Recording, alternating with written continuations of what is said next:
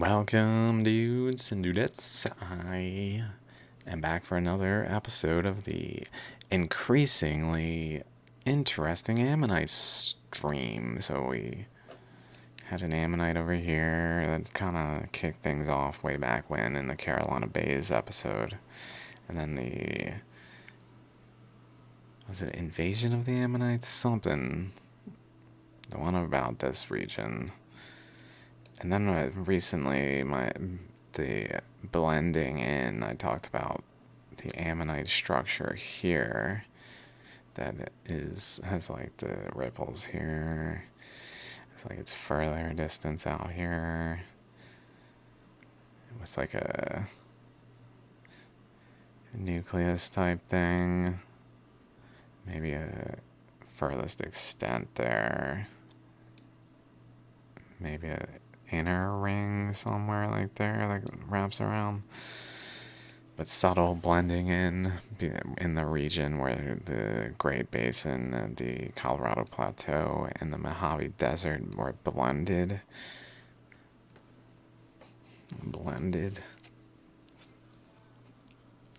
Mind you, like a current flow is happening in these ammonites. So there's a current flow spinning, current flow spinning, current flow spinning.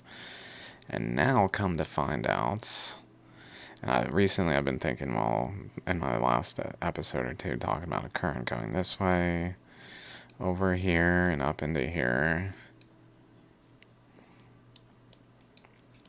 Where then it's kind of like, well, what happens? And I kind of moved on because I was more focused here.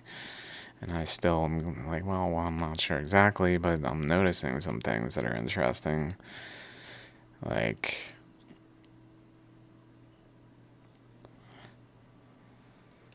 definitely a kind of change here. Maybe there. The secondary one, relatively. Where, like, anything on this side is more like this than over here. This is more flat. Still got some of this feature, so it's considered part of it, I guess, and maybe differentiated and when it's broken apart into smaller pieces. But I was watching this new video from Nick Zentner about channeled scabland, and I gotta just play this. I just gotta play it. Wrote the paper. So the argument is really what you should think. The way to think about these beds. So he's just talking about beds in this region that they're analyzing in the scablands. So scablands, real quick before I play this, generally over here. Perhaps in a scenario of few floods, is that they just represent pulses of sediment-laden water that rushes into these areas. So he's saying it's possible that they represent pulses of sediment-laden water rushing in these areas. Okay. Of slack water or hydraulic ponding. So if we're back to this map, you can imagine all this water coming down through the various scabland channels and ponding in this basin right behind this. So he's saying coming down through the channels up here. Notice on this map like a nucleus type thing, and then like a bigger circle here. Constriction that will. So it's coming down through here to ponding here.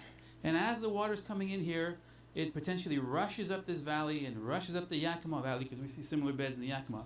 And it's doing that continuously, multiple times over. So in one flood, we don't just have one singular input of sediment, we just have a constant sloshing up the Walla Walla Valley and the water trying to get out and yet being pushed back in again. So we might deposit multiple beds during one large flood, which might last, many, many days, if not, weeks, in terms of the duration of one of these outbursts. It takes days or weeks, many layers. Time to drain that whole lake. Yeah, no problem. So it's basically saying this is evidence for the biblical flood, I would say.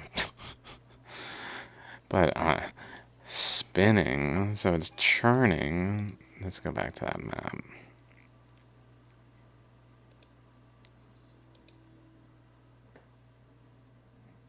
So here's Missoula, one of those.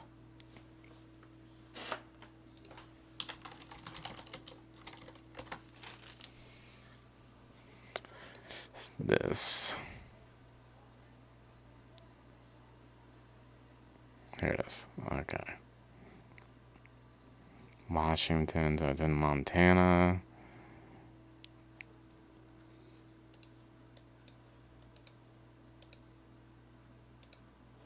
So into Montana, down to Flathead Reservation. So if we look here, there's a pretty big circle that goes right through here, across this way, and then generally over around this here, up this way, and then maybe back around where these thicken, I don't know, thinking like there, and then over this way. Centered on just east of Spokane here.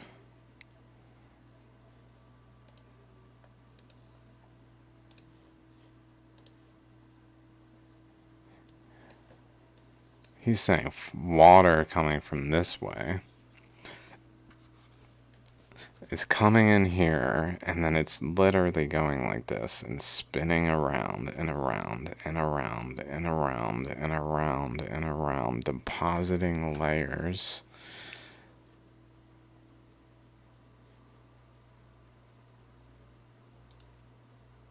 Why would it do that? Why would it do that? So there's water coming up this way, right? And this is salt water, I noticed. So maybe this is water coming out of the earth itself. Like, my thoughts are this salt water, ancient oceans were fresh water back before the earth expanded. The ocean on top of the, like up here, there was an ocean here, by the by, that was there before the earth expanded. And this was oceanic crust before the earth expanded.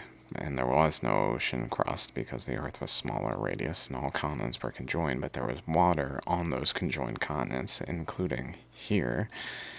And that water was fresh water. So there's fresh water flowing around here, that flows over this way, up here, and over here. But then it flows into this region where suddenly we start seeing just like a lot of white coloration. It's just colors that seem suggestive of salt water. I don't know. That's just not over here whatsoever. Or up here. Maybe up by the boundary, I don't know. And maybe here. It's like coming out the nose.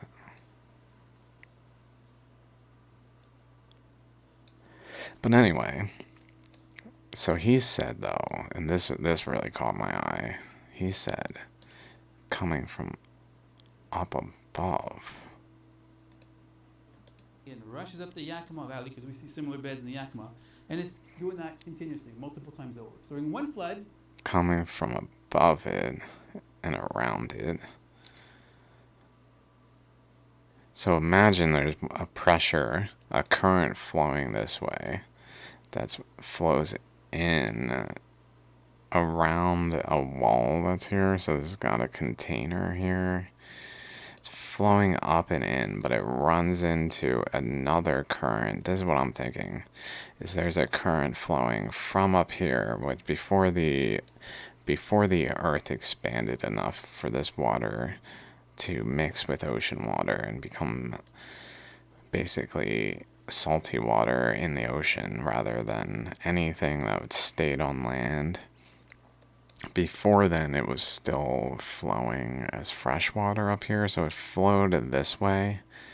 It was physically flowing this way, but then this conjoined, like as the material of this region of Baja BC was accreted, it's getting shoved on here. All this material is just kind of going like this.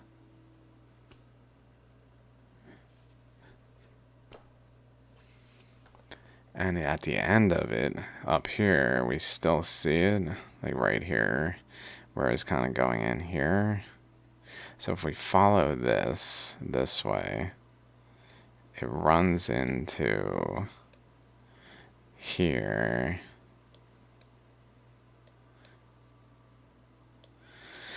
And then if we go back here to here, the center's here of this big one,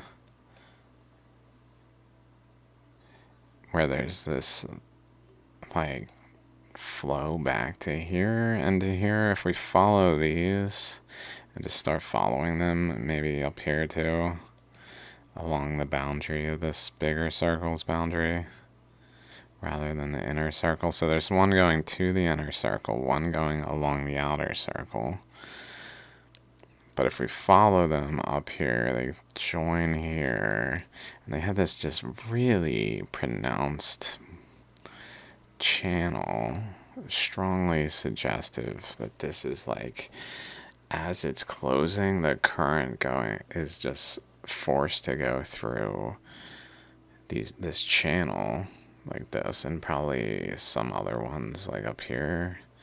Like it's essentially the water is carving through, but the pressure is closing the openings so that the water that is going through has a higher flow rate. That's what I'm getting at, is as this is closing, the flow rate of water that passes through is still like, it's still the same volume of water relatively. I mean, it starts to close, so it's not, but it's still got like the same back pressure, so it's pushing through this material into a smaller and smaller opening that then speeds the velocity through. So then it just basically carves this. That's why it's so straight. It just carves a channel through. No fucks, right through, boom. But then it reaches down here where suddenly it's running into this other current that's applying a pressure. And so the two of the currents, one of them goes kind of like with if you notice an eyeball here and like a upper chin jaw here and lower here, with like a mouth that ends over here.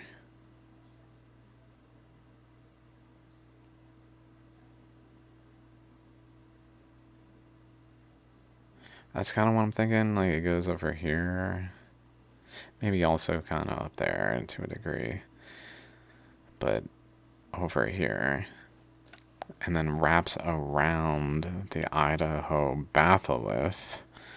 So like the salt one, lower elevation one, more hot.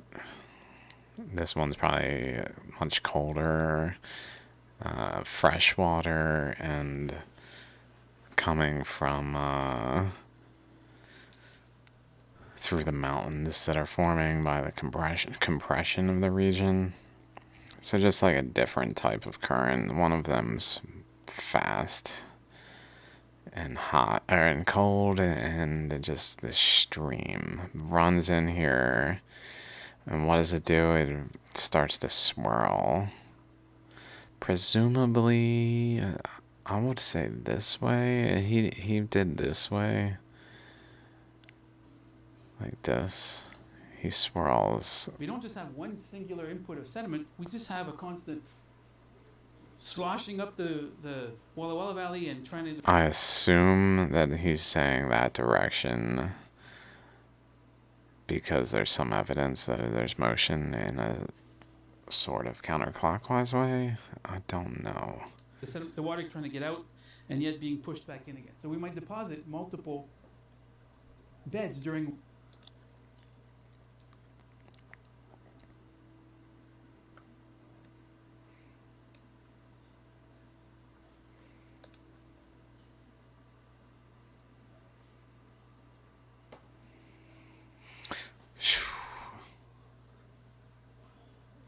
I kind of confuse things by just inserting these glaciers. Well, there were glaciers.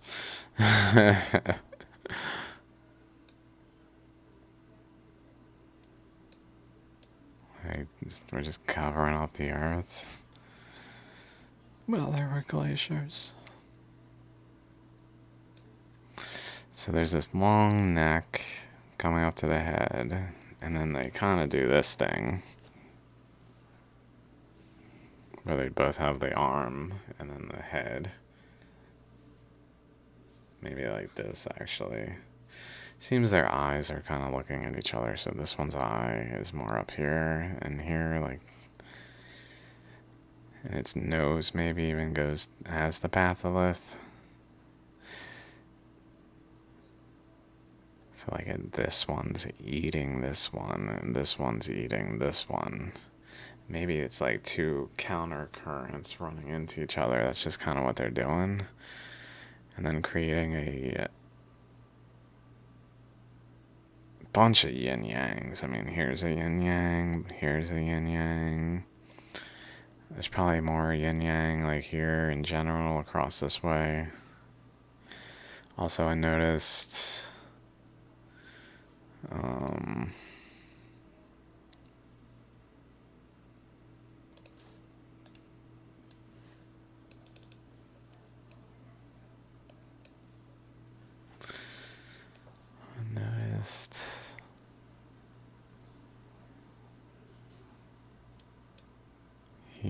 here, this here.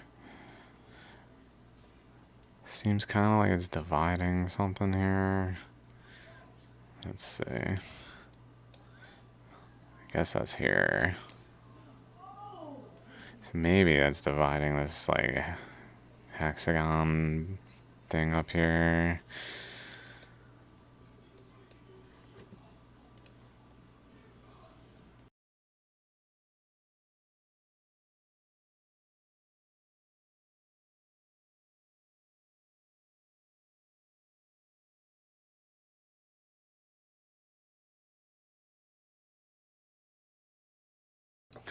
Okay, so what else did I write? Oh yeah. Let's go about here. I don't know. I think they're factoring in the highest flood.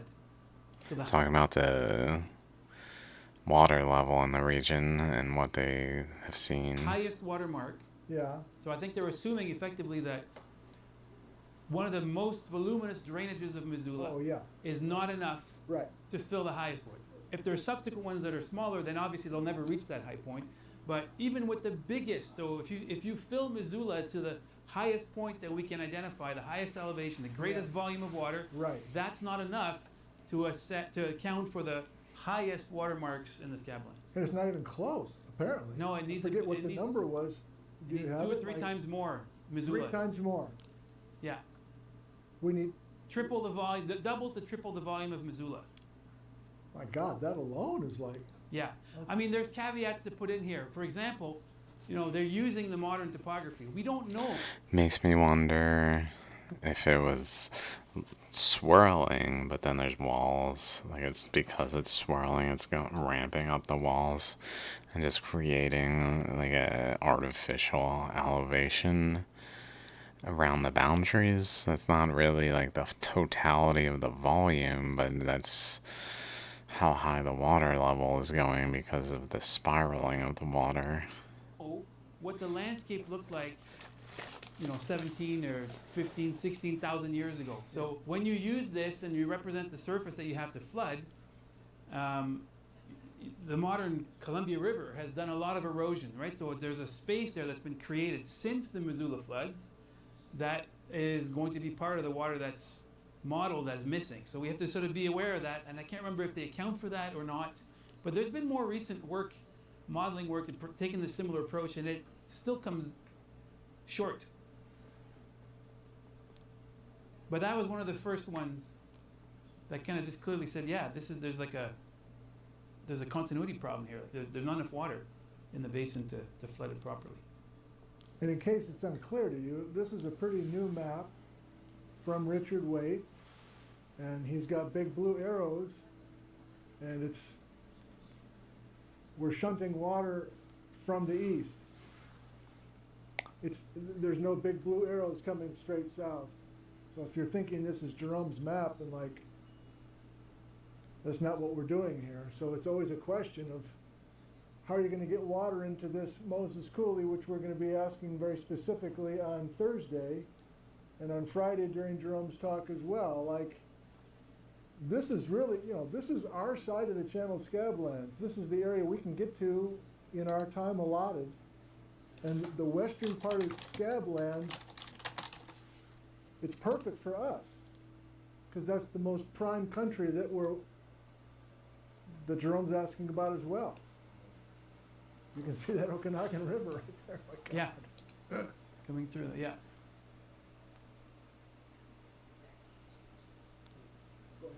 That little mound you. So this is what, Lake Columbia? No, Columbia.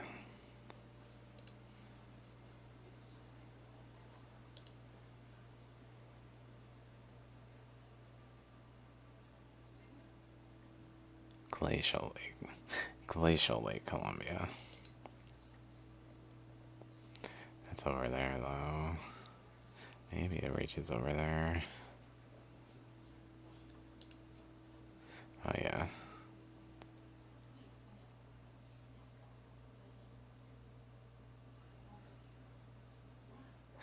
Channeled scabland. Just makes me think of dendrites.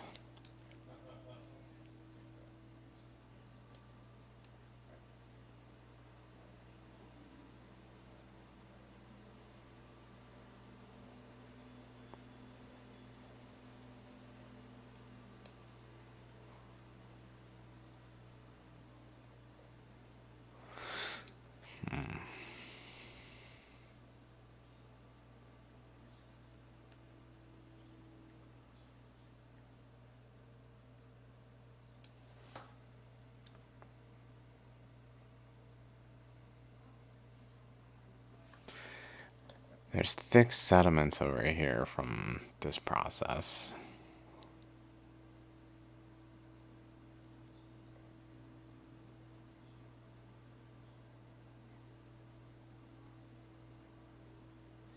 Okay, so this is probably, if this is an Ammonite shape, this is probably like the end.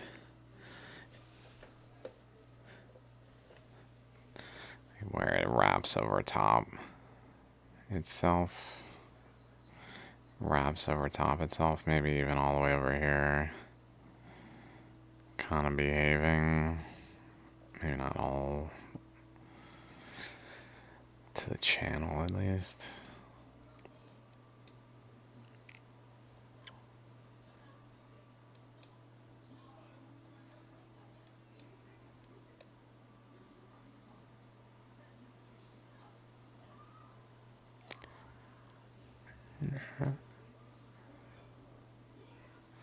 Divided across here, maybe?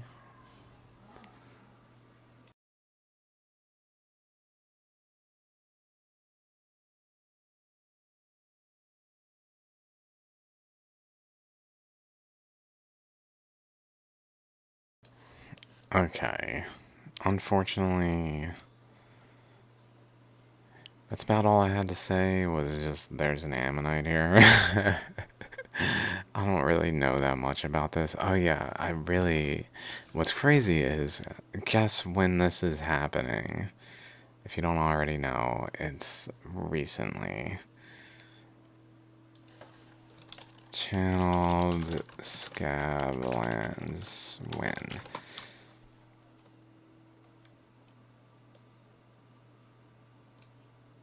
So we're seeing like approaching the younger Dryas. I know Randall Carlson talks about this, so it's definitely related to the younger Dryas.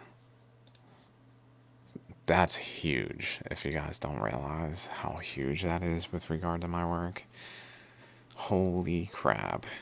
Because that means, if I can get rid of this here, that means that the Ammonite structure here, and then the current flow across here that interacted with the over here, and this current, Ammonite here, and then an Ammonite here, like they are all related. They all were forming by the same current flows interacting like out in the ocean, where there's a spiral here, there's a spiral here, there's a spiral here, there's a spiral here. There's some currents interacting in different ways, opposing one another there. There's things happening that are like in different positions, but the same thing over and over again in different sizes, different scales. Like if we go to, let me just pull it up because it's too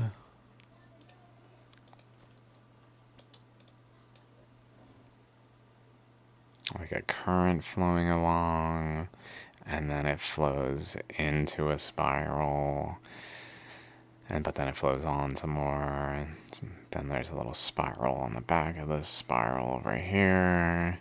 It's from the currents coming around this way, running into resistance, and breaking off this way, going up this way, spiraling in. There's a little row of things here, like all sorts of nuances. Same thing was happening here, where there's a spiral here, spiral here, spiral there, spiral there. Probably more spirals. Looks like maybe a spiral involved here, maybe. That was happening with the Idaho batholith, maybe half, and another yin-yang type structure happening here from the spiral. Just a string of them. But the Colorado Plateau, when did the Colorado Plateau form? I mean, essentially up until recently, but it was in this scale. So we got this stuff, scabland stuff going on up here, supposedly in the scale of tens of thousands of years ago, but definitely related to this process that was hundreds of millions of years ago, really demonstrating that the hundreds of millions of years ago is false. This one's probably more accurate in terms of dating. This is false, but it was the same time frame, so it really shows that this and this were the same time frame, and really just again demonstrates that plate tectonics, radiometric dating are just invalid. It just demonstrates, and at this point, that's what it does. To me and those who understand what I'm talking about, at least. I know, like, at first glance, if that's all the evidence that's seen, then no, it does not demonstrate a fucking thing, dude. But in view of all the things, it just makes clear. It's also like this one, this snakehead here is eating the nucleus.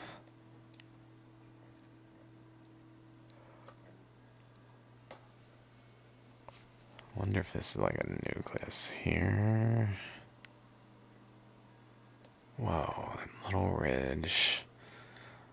Some kind of shape here that might. 1, 2, 3.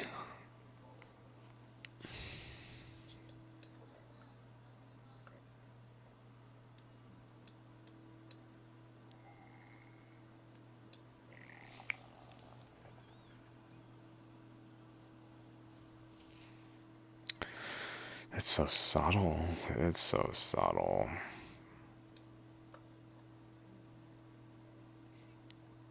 But that's my take, though, significantly, that the water flowing this way was trapped between the closing suturing of the accreting material in western North America, and the current was just caused to flow with more force.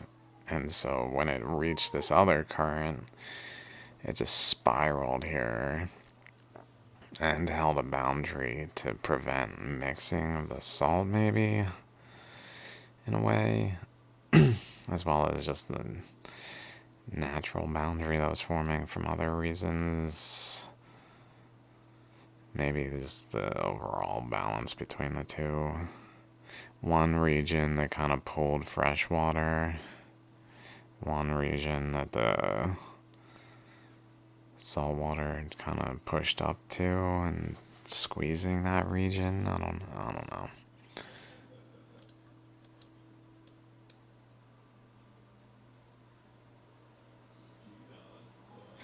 It even looks, here's Yellowstone.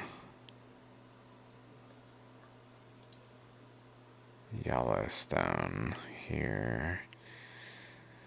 So this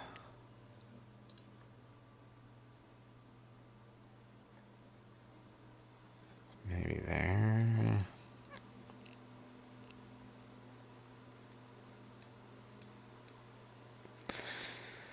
There's a spiral here that goes all the way over here.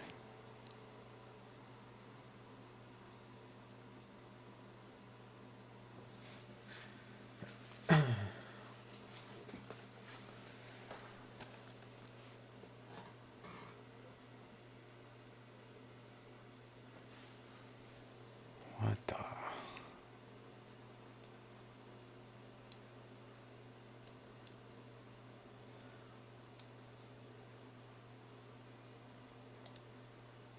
Goes to here.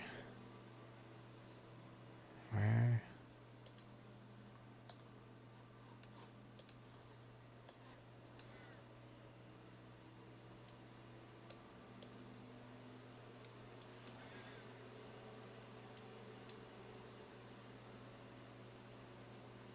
Basically here, I guess.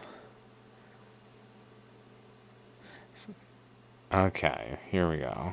This goes all the way over here, and then wraps around here, goes up this way. All the way over here. Below it, just down a little bit. Down a little bit off of here, down a little bit, off of here, down a little bit. And up this way. Up over.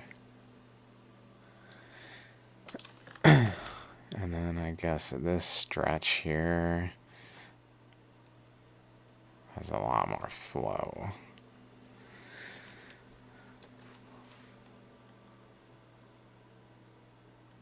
A lot more flow.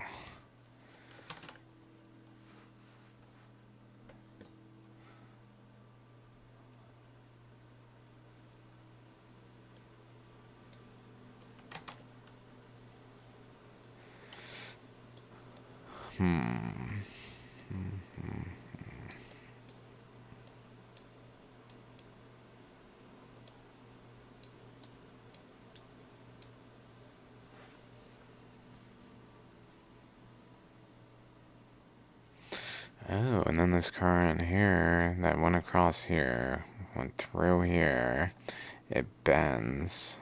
It bends over somehow to basically start going down this way. But it also goes through here, it seems. Looks like it just goes straight through and then starts to build up and like get through the cracks enough to then have this main conduit that's pretty much just continues, like it phases through.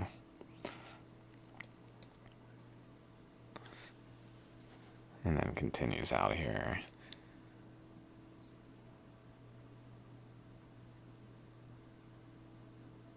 but also goes along the very boundary of the suture here.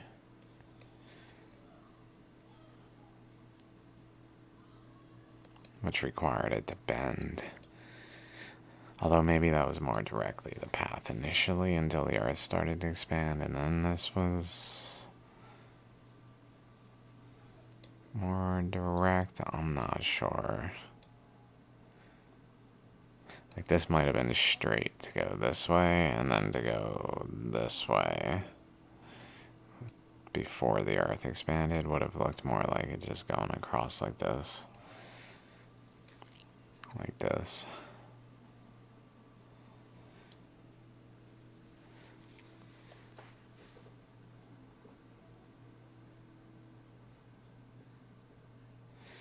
Because this is probably as it's closing. This is once it's closed. Maybe. Oh, da-da. In which case it goes across. And then maybe it did run into the Philippines that way.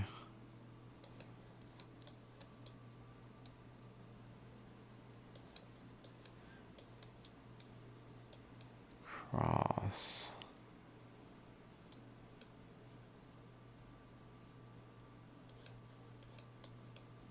Cross here. Into the Philippines here. Like this way.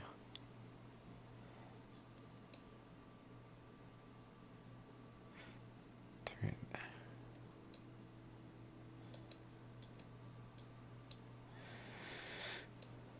I mean, maybe it went through this way, like that same kind of jet stream thing, but because it wasn't so well held as part of it, it didn't just bring material and filled in. Like it could have just like filled in and accreted it here. Like we just had Philippines here, Sulawesi here, North Maluku, Papua New Guinea here, all of it filled, like accreted to it more so like this. But because it broke away, like maybe this current would have otherwise filled any missing pores like within it to make it more discontinuous. But instead it just pushed it away. Created in space, maybe possibly contributed to shaping this when they were over there.